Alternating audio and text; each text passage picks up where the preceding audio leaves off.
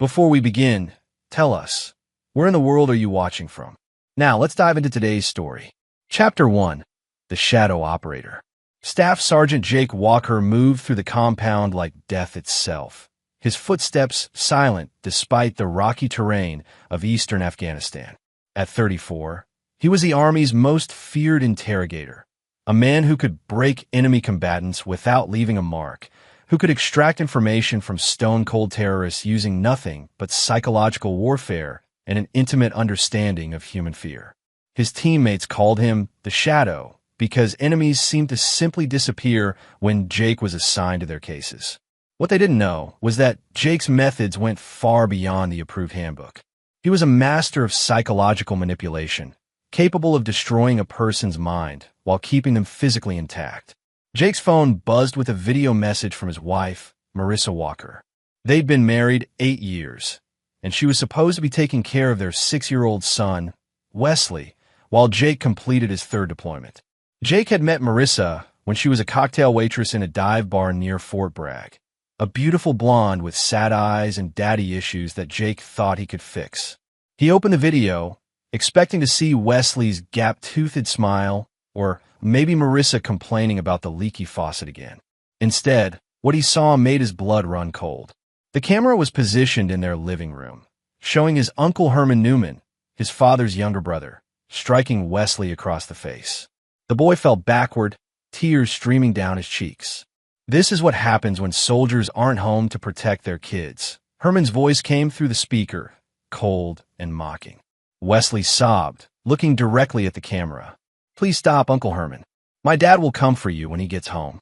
Herman laughed, a sound that would haunt Jake's dreams. "That weakling? I'm not scared of your daddy, boy. Jake's just a paper pusher who probably cleans boots for real soldiers." Then came Marissa's voice from behind the camera, and Jake's world shattered completely. "He's just a mechanic who only cleans military tires, Herman. He's not scary like you." The video ended with Herman roughly grabbing Wesley by the arm and dragging him off camera while the boy screamed for his father. Jake stared at the black screen for a full minute, his mind processing what he'd just witnessed. His wife, the woman he'd married, provided for, protected, was not only allowing another man to abuse their son, but was actively participating in humiliating Jake himself. They thought he was just a mechanic. They had no idea that Jake Walker was Special Forces' deadliest interrogator, a man who had broken war criminals and extracted state secrets from enemy operatives. They didn't know that he specialized in psychological warfare, that he could destroy lives with surgical precision. Jake's commanding officer, Colonel Blake Turner, found him 20 minutes later, still staring at his phone. "Walker, you look like you've seen a ghost." "Colonel, I need emergency leave.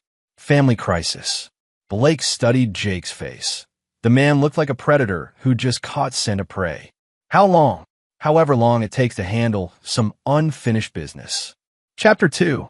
The Uncle's Web. Jake's flight touched down at Fort Bragg 18 hours later. He'd spent the entire journey researching, planning, and preparing for what was to come.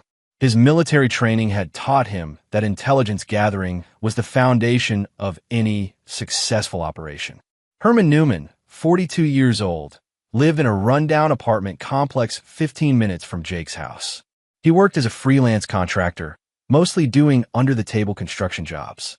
More importantly, Herman had a gambling problem and owed money to some very dangerous people. Jake's first stop wasn't his house. It was Herman's apartment building.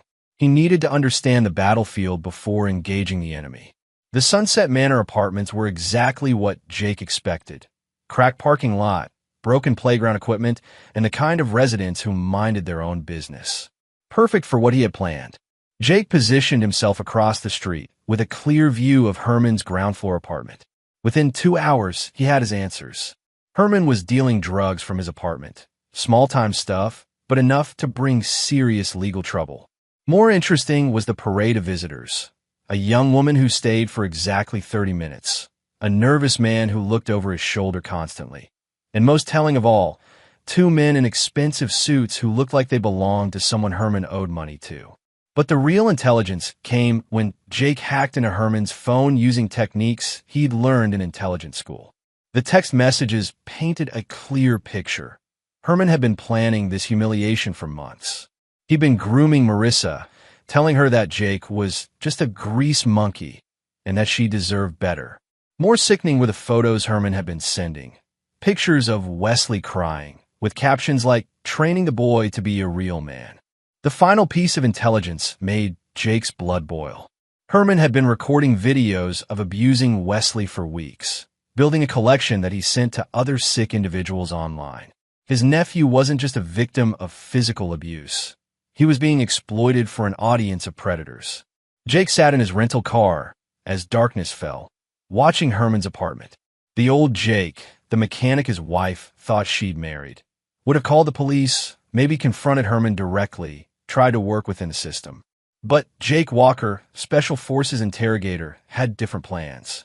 He was going to dismantle Herman Newman piece by piece, starting with his mind and working down to his bones.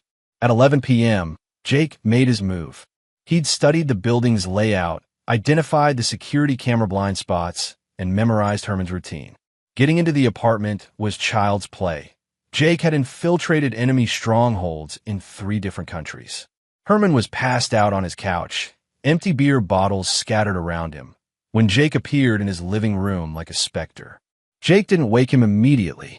Instead, he explored the apartment, gathering evidence and understanding Herman's life. The computer was password protected, but Jake had it cracked in minutes. What he found made him sick. Dozens of videos of Wesley, communication with other predators, and a detailed plan to break the boy properly when Jake was deployed longer. When Herman finally stirred awake, Jake was sitting in a chair directly across from him, perfectly still in the darkness. "Who the hell?" Herman started. Then his eyes adjusted and he saw Jake's face. "Jesus Christ, Jake? What are you doing here?" "Hello, Herman. We need to talk." Chapter 3. The Wife's Betrayal. Herman tried to stand, but Jake hadn't moved from his chair. There was something in his nephew's stillness that was more terrifying than any threat. "Look, Jake, I can explain." "Sit down, Herman." The command was quiet, but Herman found himself sitting immediately.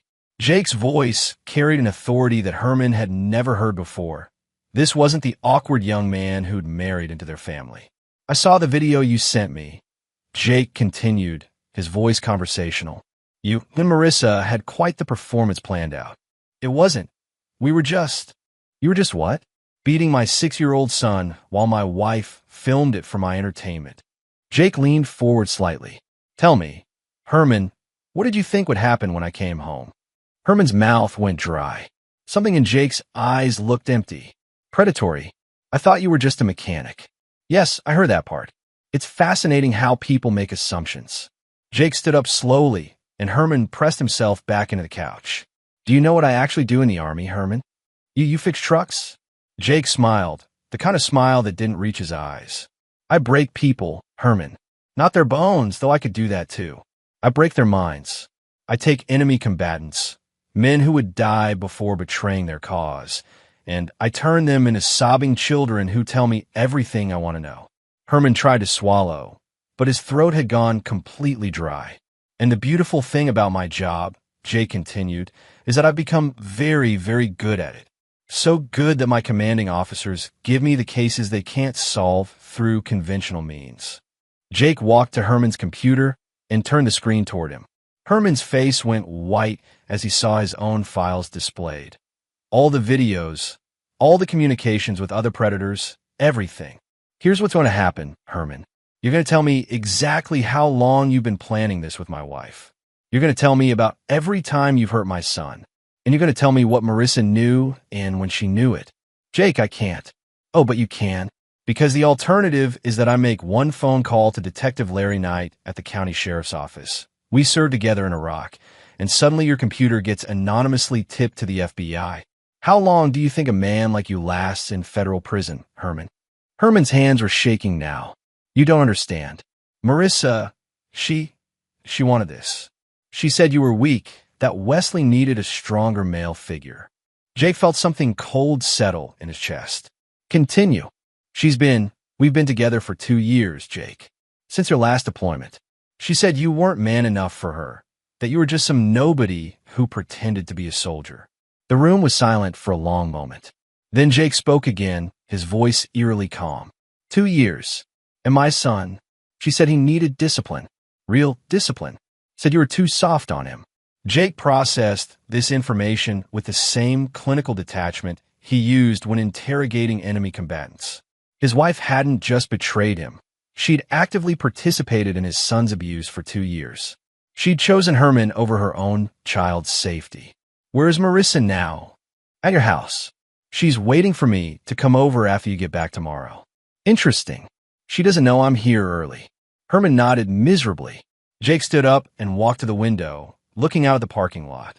You know, Herman, in my line of work, we have a saying, the best revenge is the kind your enemy designs for themselves. You and Marissa have been so helpful in that regard. What do you mean? Jake turned back to him, and Herman saw something in his expression that made him want to run. You're going to help me give my wife exactly what she deserves. And Herman, by the time I'm done with both of you, you're going to wish I really was just a mechanic. Chapter 4. The Hunter's Gambit. Jake left Herman's apartment at 3 a.m. with a detailed confession recorded on his phone and a man so terrified he would do anything Jake asked. But Jake wasn't done gathering intelligence. He needed to understand the full scope of the betrayal before he could design the perfect revenge. His next stop was a surprise visit to his neighbor, Mrs. Celeste Richardson, an elderly widow who lived across the street and had always been fond of Wesley. Jake had helped her with yard work before his deployments, and he knew she kept close tabs on the neighborhood. Jake, my goodness, you're home early, Celeste said when she answered her door at 6 a.m. She was already dressed and making coffee. Early riser, as Jake remembered. Emergency leave, Mrs. Richardson. Family situation. I was hoping you might help me understand what's been going on while I was away. Celeste's expression darkened. Oh, honey, I was wondering when someone was going to ask. Come in. Let me pour you some coffee. Over the next hour, Jake learned that his nightmare was even worse than he'd imagined.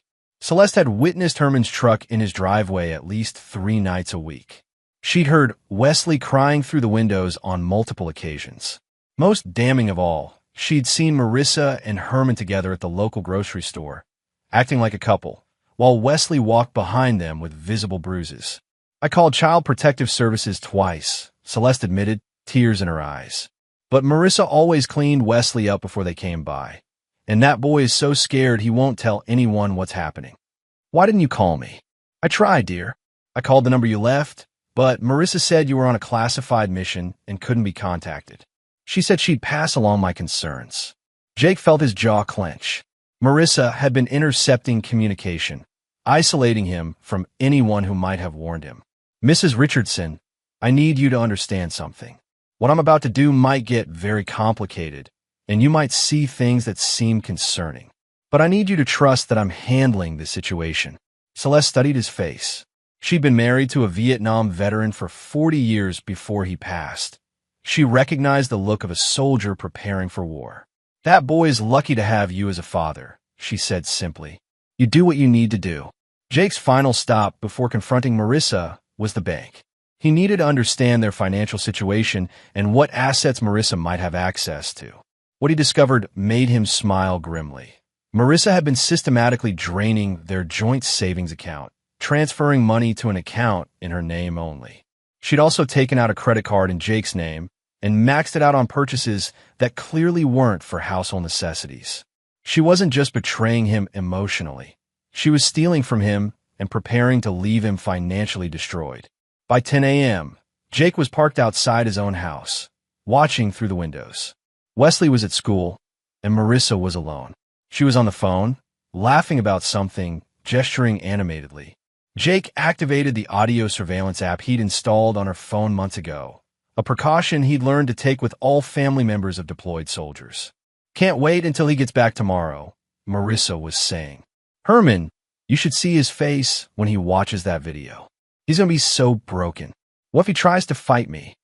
Came Herman's voice through the speaker. Baby, you could take Jake with one hand tied behind your back. He's never been in a real fight in his life. The Army just has him changing oil filters and rotating tires. Jake turned off the recording and sat back in his car. They thought tomorrow's homecoming was going to be their victory celebration. They had no idea that Jake had been home for hours, that he'd already dismantled Herman's life, and that he was about to introduce them both to the real Jake Walker.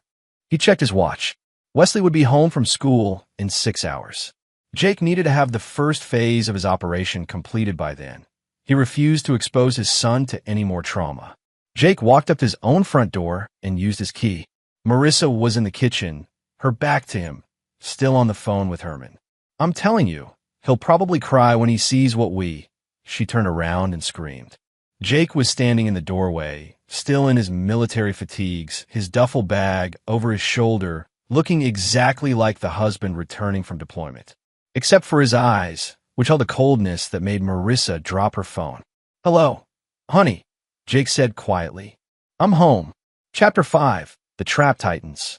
Marissa's face went through a rapid series of emotions: shock, fear, guilt, then a desperate attempt at normalcy. "Jake, oh my God, you scared me. I thought you weren't coming home until tomorrow." She rushed toward him, arms outstretched for a hug. Jake caught her wrists before she could embrace him. Surprise. Marissa tried to smile, but something in Jake's grip and his tone made her nervous. "How long have you been home?" "Long enough." Jake released her wrists and walked into his own living room, looking around like he was seeing it for the first time. "Nice setup you have here. Very comfortable." "What do you mean?" Jake turned to face his wife, really looked at her. She was wearing new clothes, expensive ones. Her hair was professionally styled. Her nails were perfectly manicured, all paid for with money she'd stolen from their joint account. "I mean, this whole arrangement you and Herman have worked out. Very cozy." Marissa's face went white.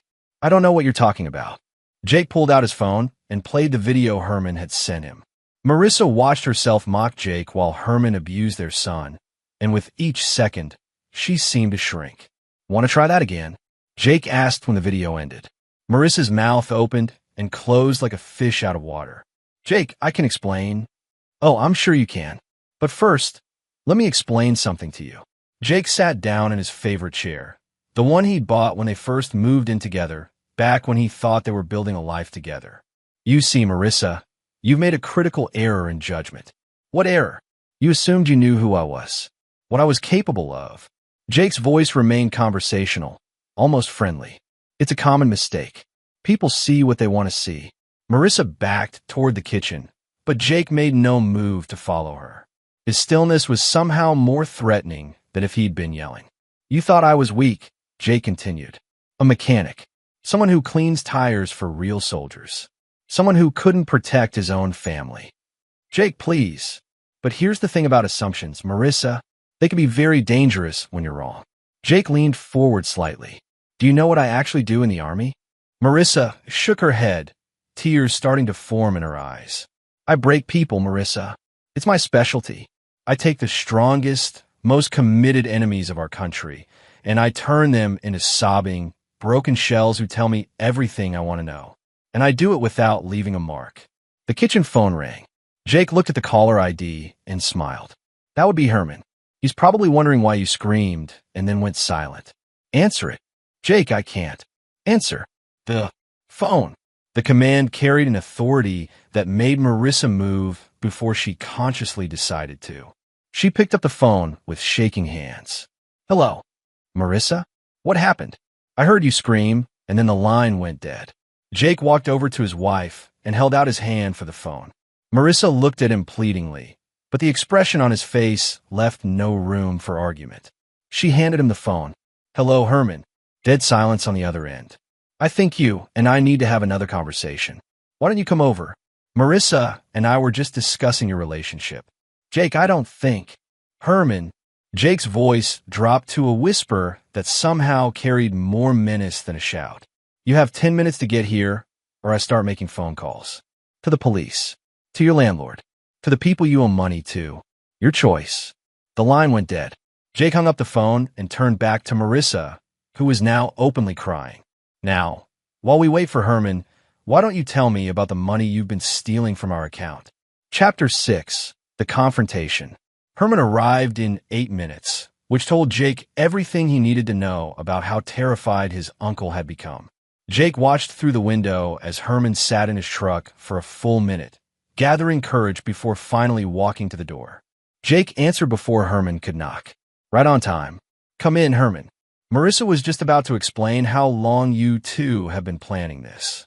Herman stepped into the house like a man walking to his execution. Marissa was sitting on the couch, tissues in her hands, makeup smeared from crying. Sit down, Herman, Jake said, gesturing to the chair across from Marissa. We're having a family meeting. Herman sat, his eyes darting between Jake and Marissa. Jake remained standing, positioned where he could watch both of them. Now, Jake began, I've heard Herman's version of events. About how this started 2 years ago. About how you, Marissa, decided that our son needed real discipline. About how you've been stealing money from our account and planning to leave me financially destroyed. But I want to hear it from you. Marissa looked at Herman, who avoided her eyes. Jake, you have to understand. I understand perfectly. You thought you'd married a weak man who would never fight back. You thought you could humiliate me, abuse my son, steal my money, and I just take it because I was too pathetic to stop you. That's not. But you made one critical mistake. Jake walked to the mantel where he kept his military commendations. Awards Marissa had never bothered to read. You never actually looked at who you married. He picked up a framed certificate. Purple Heart. For wounds received in enemy action in Afghanistan. He set it down and picked up another. Bronze Star with Valor Device. For heroic achievement in ground combat against an armed enemy. Herman was staring at the certificates like he'd never seen them before. Jake picked up a third frame. This one's my favorite. Army Commendation Medal for my work in intelligence operations. Specifically for developing new interrogation techniques that were adopted service-wide. Marissa's face had gone completely white. You see, Herman, when you call me a weakling who cleans tires, you were insulting a man who has personally interrogated over 200 enemy combatants. A man who specializes in psychological warfare. A man who can destroy lives without ever throwing a punch. Jake sat down across for both of them. And now you've given me a reason to use those skills on you. What do you want? Herman asked, his voice barely a whisper. Jake smiled, the same cold smile he'd used on enemy prisoners. I want justice. And fortunately, you're both going to help me get it. Ow! Simple. You're both going to confess. Everything. The abuse, the affair, the financial theft, all of it. You're going to do it on camera, with full detail, and you're going to sign written statements. And if we don't? Marissa asked. Jake pulled out his phone and showed them a video. It was Herman's apartment building, with a clear timestamp from earlier that morning. This is federal agents executing a search warrant on Herman's apartment. They're going to find some very interesting things on his computer. Herman went pale. You didn't. Oh, but I did. You see, Herman, when you make enemies with someone in intelligence operations, you don't get to keep secrets. Jake turned to Marissa. And as for you, darling wife, I've already frozen our joint accounts and filed fraud reports on the credit card you opened in my name. The bank is very interested in talking to you. Both of them stared at him in horror. But here's the beautiful part, Jake continued. If you cooperate fully, confess everything, sign the documents, and do exactly what I tell you, I might be persuaded to show mercy. What kind of mercy? Marissa asked desperately. Jake's smile widened. The kind where you get to discover exactly how creative a professional interrogator can be when someone hurts his child. Chapter 7. The Reckoning Begins. 3 hours later, Jake had detailed written confessions from both Herman and Marissa, along with video recordings of them admitting to everything. Herman had confessed to 2 years of systematic child abuse, creating and distributing illicit content featuring Wesley, and planning to escalate the abuse. Marissa had admitted to the affair, financial theft, and actively participating in Jake's humiliation and their son's abuse. But Jake wasn't finished. Confessions were just the beginning. Now comes the interesting part, Jake told them as he reviewed the documents. You see, I could turn these over to the authorities right now. Herman would be looking at federal charges for the content on his computer, plus child abuse charges. Marissa would face fraud charges, child endangerment, and conspiracy charges. Please, Jake, Marissa sobbed. I'll leave. I'll disappear. You'll never see me again. Oh, You're definitely going to disappear, Marissa. But not the way you think. Jake stood up and walked to the window. Wesley's school bus would arrive in 30 minutes. Here's what's going to happen. Herman, you're going to pack your things and leave town. Tonight, you're going to drive to Miami, check into a specific hotel, and wait for my instructions. What instructions? The kind that keep you out of federal prison. You see, Herman, I have friends in very interesting places. Some of them work in law enforcement. Others work in less official capacities. The choice of which friends I introduce you to depends entirely on how well you follow directions. Herman nodded frantically. Jake turned to Marissa. As for you, my dear wife, you're going to pack Wesley's things and yours. Just the essentials. Then you're going to take him to your sister's house in Charlotte. Why? Because what happens next isn't something a child should witness. Jake's voice carried a finality that made both of them shiver. You're going to tell your sister that we're getting divorced, that you made some mistakes, and that you need a place to stay while the lawyers sort things out. Jake, please, we can work this out. Marissa. Jake's voice cut through her pleading like a blade. There is no working this out. There is no reconciliation. There is no forgiveness. You chose to hurt my child and humiliate me. Now you get to live with the consequences. Marissa tried one more time. What about Wesley? He needs his mother. Jake walked over to her, close enough that she could see the cold fury in his eyes. Wesley needs to be protected from his mother. The woman who allowed her lover to abuse him for 2 years. The woman who filmed his humiliation for her own amusement. I love my son. No, you don't. If you loved him, you would have protected him. Instead, you sacrificed him for your own gratification. Jake stepped back. Pack his things.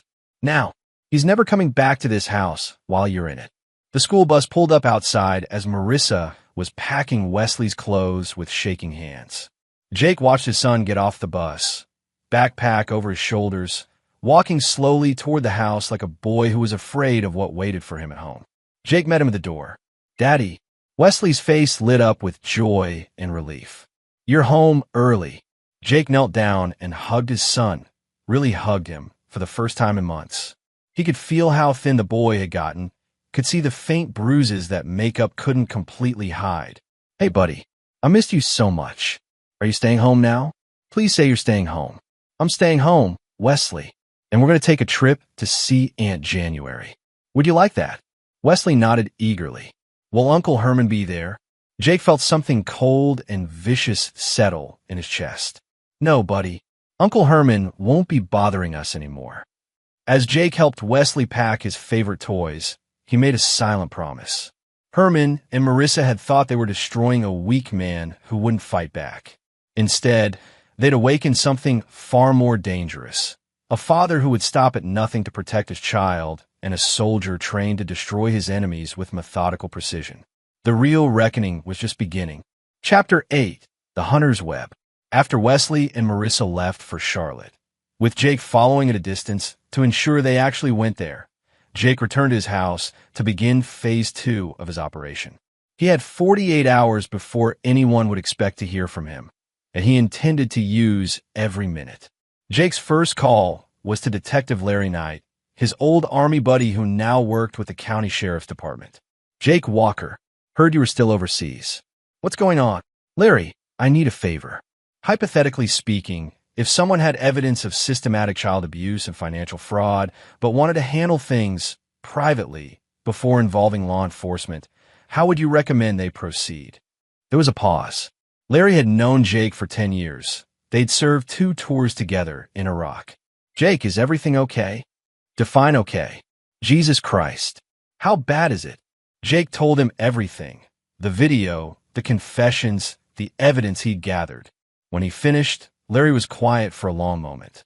Jake, normally I'd tell you to bring this evidence in immediately. But given what these people did to your boy. Larry paused. How much time do you need?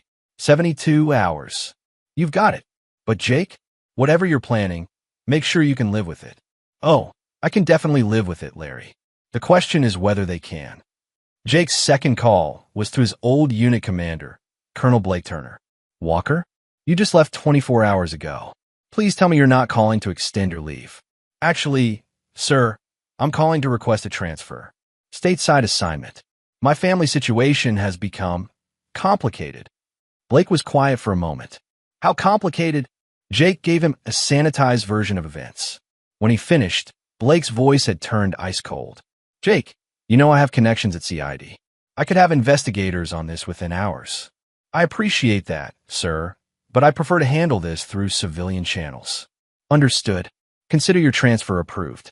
And Jake, if you need any resources for handling your family situation, you know how to reach me. The third call was the most important. Jake dialed a number he'd memorized but never thought he'd use. Rodriguez Investigation Services. Jimmy, it's Jake Walker. Jimmy Rodriguez had been Jake's partner in intelligence operations for 3 years before leaving the Army to start a private investigation firm that specialized in discrete problem resolution for military families and government contractors. Jake, man, I thought you were still downrange. What's going on? Jake explained the situation. Jimmy listened without interruption, occasionally making notes. Jesus, Jake, these people really picked the wrong family to mess with. Jimmy paused. What do you need? Everything. Full backgrounds on both targets. Financial records, employment history, criminal history, family connections, debts, secrets. I want to know every pressure point they have. How deep do you want me to go? All the way down. And, Jimmy, I need it fast. Give me 12 hours. I'll have a complete dossier on both of them. Jake's final call was to Marissa's sister, Jan Kellogg, in Charlotte. Jake, Marissa just got here with Wesley. She said you two are having some problems. Jan, I need you to keep Wesley with you for a while. Things are complicated right now. Of course. But Jake, Marissa seems really upset. She's not telling me much, just that you found out about some mistakes she made. That's a generous way to put it. Jan, I need you to understand something. Wesley has been hurt. Badly. I'm handling the situation, but he needs to be somewhere safe while I do. Jan's voice became serious. Hurt how? I can't get into details over the phone. But Jan, don't let Marissa take him anywhere without calling me first. And if she tries to leave with him, call the police immediately. Jake, you're scaring me. Good. Being scared will keep Wesley safe. After hanging up, Jake sat in his quiet house and reviewed his situation. Herman was driving to Miami, terrified and completely under Jake's control. Marissa was in Charlotte, isolated from her support network and under surveillance by her sister. Wesley was safe and protected. Now came the fun part. Jake opened his laptop and began researching. By morning, he would know everything about Herman and Marissa's lives, their fears, their weaknesses, their pressure points. And then he would begin systematically dismantling everything they cared about. They had made the mistake of thinking Jake Walker was weak. He was about to show them what strength actually looked like. Chapter 9. The Final Judgment. 72 hours later, Jake Walker had orchestrated the complete destruction of both Herman Newman and Marissa Walker without throwing a single punch or breaking a single law. Jimmy Rodriguez had delivered intelligence beyond Jake's expectations. Herman, it turned out, owed $43,000 to a loan shark named Ricardo Hobbs, who was known for creative debt collection methods. Marissa had been having not one affair, but 3. Herman was just the most recent. More importantly, she had been stealing money not just from Jake, but from her previous workplace, building up a pattern of financial fraud that went back years. Jake's revenge was surgical in its precision. For Herman, Jake had simply expedited the natural consequences of his choices. A single anonymous phone call to Ricardo Hobbs, informing him that Herman had been bragging about having money to pay his debts, but was hiding it in a Miami hotel, had resolved the Herman problem permanently. The last Jake heard, Herman had checked himself into protective custody with the Miami police, begging for protection from unknown assailants. The federal charges for the content found on Herman's computer would ensure he never threatened another child. But more importantly, Ricardo's people would ensure Herman spent the rest of his life looking over his shoulder, never knowing when his past would catch up with him. For Marissa, Jake's revenge was more complex. He had systematically contacted every person in her life, her employers, her friends, her family, and provided them with evidence of her true character. Not accusations or hearsay, but documented proof. The video of her mocking Jake while her son was abused, bank records showing her theft, communications with multiple affair partners. Marissa's carefully constructed image as a devoted military wife and loving mother crumbled in 48 hours. Her employer fired her for theft. Her friends abandoned her. Even her own family, after seeing the evidence of how she'd treated Wesley, turned their backs on her. But Jake's masterpiece was the custody hearing. He had filed for emergency custody of Wesley, backed by video evidence, written confessions, medical records documenting Wesley's injuries, and testimony from Mrs. Richardson and other neighbors. Marissa's lawyer, a public defender, since all her stolen money had been frozen by the courts, had no defense against the mountain of evidence Jake presented. The judge had taken 15 minutes to grant Jake full custody and issue a restraining order prohibiting Marissa from contacting Wesley without supervised visitation. Jake stood in the courtroom watching Marissa cry as her lawyer explained that she would be lucky to see her son once a month and only under court supervision. She looked across the courtroom at Jake, searching his face for any sign of the man she thought she'd married. The weak, forgiving fool who would take her back if she just apologized enough. Instead, she saw Jake Walker, Special Forces interrogator, looking at her with the same clinical detachment he'd shown enemy combatants. There was no anger in his expression, no satisfaction, just the cold assessment of a mission completed successfully. "Jake," she mouthed across the courtroom. "Please." Jake turned away without acknowledging her. 3 months later, Jake was sitting on his porch watching Wesley play in the backyard. The boy was laughing, actually laughing, for the first time since Jake had come home. The bruises had faded, the nightmares were becoming less frequent, and Wesley was beginning to believe that he was safe. Mrs. Richardson walked over from her yard, carrying a glass of lemonade. "That boy's lucky to have you," she said, settling into the chair next to Jake. "I'm the lucky one. Have you heard from Marissa?" Jake shook his head. "Last I heard, she was living in her car in Raleigh. Seems she's having trouble finding anyone willing to help her out. And Herman, still in protective custody in Miami. Apparently, he's developed a very serious phobia about being alone." Mrs. Richardson studied Jake's profile. "Do you ever regret it? What you did to them?" Jake watched Wesley climb his swing set, the same swing set where Herman had once forced the boy to apologize for disrespecting him. Now, Wesley climbed it fearlessly, knowing his father was watching, knowing he was protected. "Mrs. Richardson, I spent years in enemy territory, hunting down people who hurt innocent civilians. I never thought I'd have to use those skills on my own family." Jake turned to look at her. "But regret destroying the people who abused my son? Not for a second." Jake's phone buzzed with a text message. It was from Colonel Turner. "Jake, how's civilian life treating you?" Jake typed back, "Better than expected, sir. Turns out some missions are worth coming home for." As the sun set over his backyard, Jake Walker, former Special Forces interrogator, current single father, and permanently reformed believer in the power of underestimating the quiet ones, watched his son play and made himself a promise. Wesley would never have to be afraid again, and anyone who tried to hurt him would discover what Jake had taught Herman and Marissa, that the most dangerous enemy is the one you mistake for prey. Some people, Jake had learned, confused quiet strength with weakness. Those people discovered their mistake exactly once. Jake had spent his career protecting innocent people from monsters. He just never expected to find the worst monsters in his own home. But he'd handled them the same way he'd handled every other threat to innocent life, with methodical precision, overwhelming force, and absolutely no mercy. Wesley called out from the swing set, "Daddy, watch me go really high." Jake smiled. A real smile, warm and genuine, nothing like the cold expression his enemies had learned to fear.